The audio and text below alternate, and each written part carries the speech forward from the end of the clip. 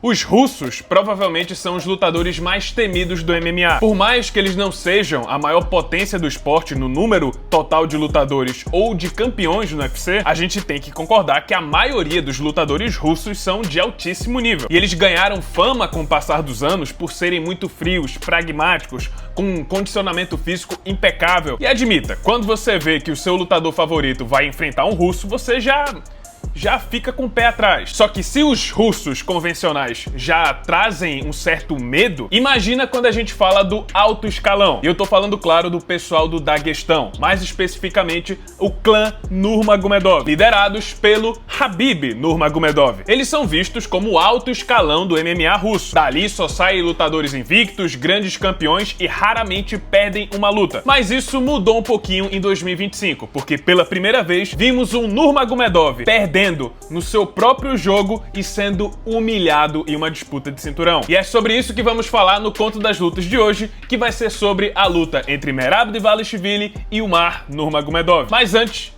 vamos falar de IBEST. Pessoal, eu tô concorrendo no IBEST. Estou concorrendo ao maior prêmio da internet brasileira na categoria de melhor influenciador de Pernambuco. E agora que estamos nessa disputa, eu conto com o voto de vocês. Temos até o dia 13 de junho para entrar no top 20. Só 2 semanas, mas ainda dá tempo de chegar. Até porque no MMA tudo pode acontecer. Ah, vale informar que nas primeiras 12 horas que eu comecei a divulgar, subimos mais de 100 posições na categoria. Então acho que temos sim uma boa chance de trazer esse cinturão para Pernambuco. A votação do IBEST é gratuita e você pode votar até 3 vezes por categoria. Ou seja, como eu tô numa categoria diferente, não vou atrapalhar nenhum outro canal de MMA. Para votar, o link vai estar aqui na descrição do vídeo, no primeiro comentário fixado e também no QR Code que tá aparecendo aí na tela. Mas você também pode me achar através da aba de pesquisa do site do IBEST. E é isso, pessoal. Vamos trazer esse cinturão para Pernambuco e desde já eu agradeço ao apoio de todos vocês. Com isso, vamos continuar o vídeo.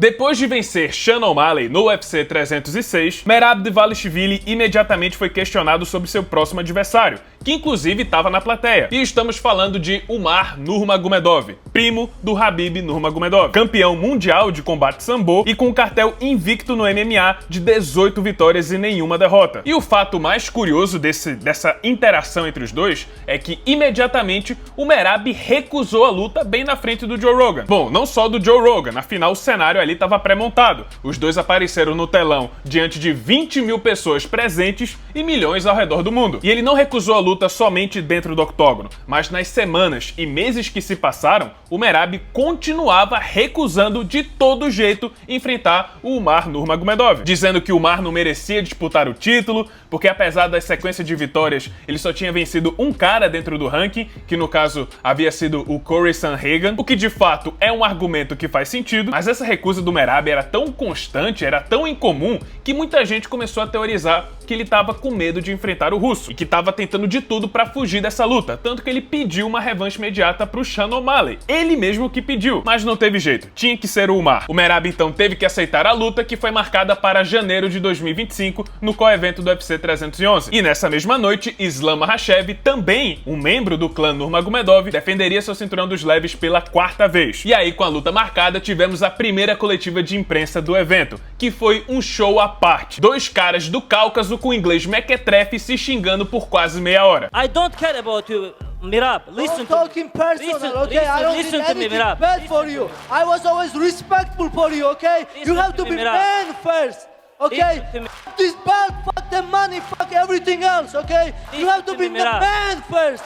Além da rixa pessoal entre os dois, esse combate também simbolizava uma rivalidade histórica entre Rússia e Geórgia, marcada por vários conflitos armados durante os anos e também desavenças políticas. Outro fato interessante é que o Umar seria o 3º membro do clã Nurmagomedov que tentaria se tornar campeão do UFC. E ele tinha uma baita responsabilidade, porque os seus antecessores fizeram história. Khabib, por exemplo, se consolidou talvez como o maior peso leve da história do UFC. E o Islam Makhachev, que veio logo em sequência, tá chegando perto do Khabib, ou talvez já até tenha superado. Agora, o Umar tinha que dar continuidade a esse sucesso consolidado do clã, a toda essa soberania dos Nurmagomedov. E claro, com todo esse sucesso, esse costume de vencer sempre e de nunca perder uma luta sequer, às vezes sequer perdendo um round, era inevitável que em algum momento a soberba tomasse conta da cabeça do clã Nurmagomedov.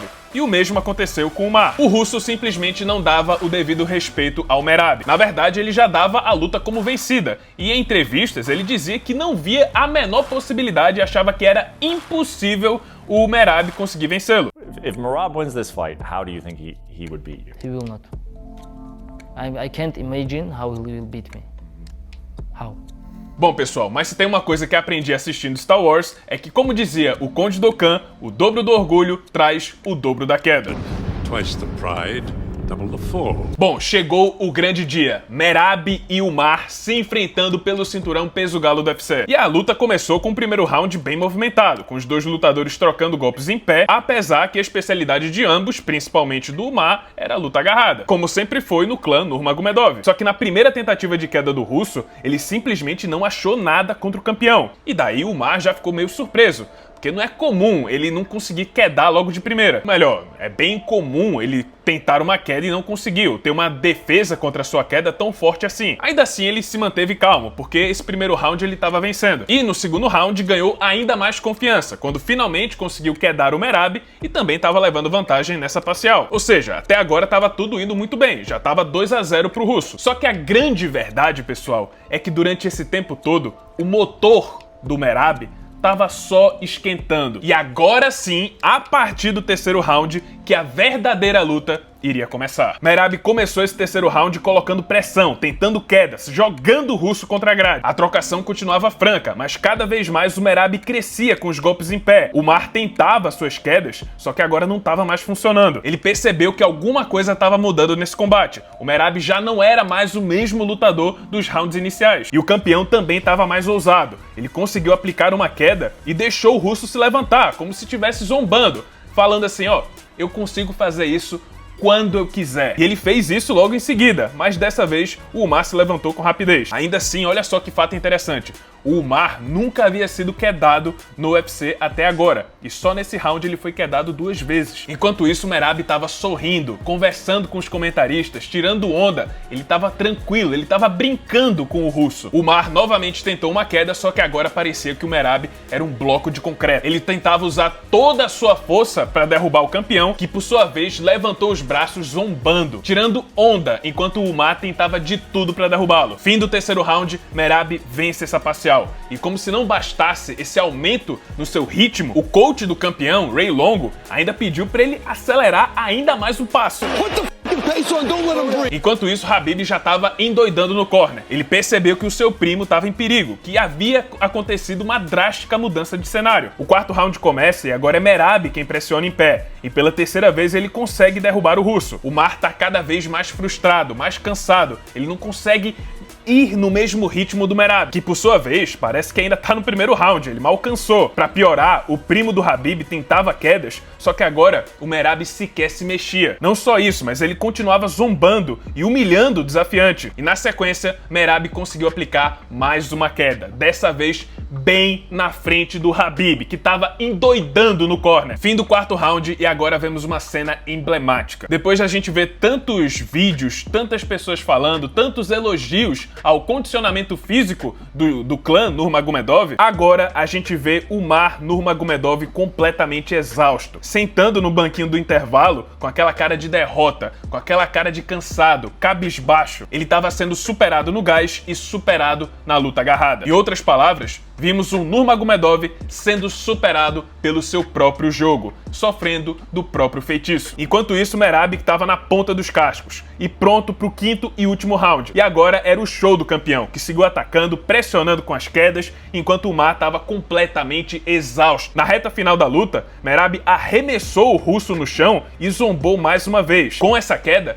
ele quebrou o histórico recorde do Georges St-Pierre de mais quedas aplicadas na história do UFC e estendeu o recorde aplicando mais 2 quedas até o final da luta. Somente nessa luta, o Umar Nurmagomedov foi quedado mais vezes do que em todas as lutas da sua carreira juntas. A luta chegou ao fim e Merab Dvalishvili venceu Umar Nurmagomedov, defendendo seu cinturão e estragando a invencibilidade do russo. E bom, meus queridos amigos, o que aprendemos com essa história? Aprendemos que os russos e o clã Nurmagomedov não é exatamente invencível. E se anteriormente eu mencionei Star Wars, aqui eu menciono de novo. Uma coisa que o sábio mestre Qui-Gon Jinn falou: sempre tem um peixe maior. There's always a bigger fish. E é isso, pessoal. Esse foi o vídeo. Espero que tenham gostado. Se você gostou, deixa o seu like, se inscreve no canal, já ativando o sininho das notificações para não perder o próximo conteúdo. E é isso. Muito obrigado por terem assistido e até a próxima.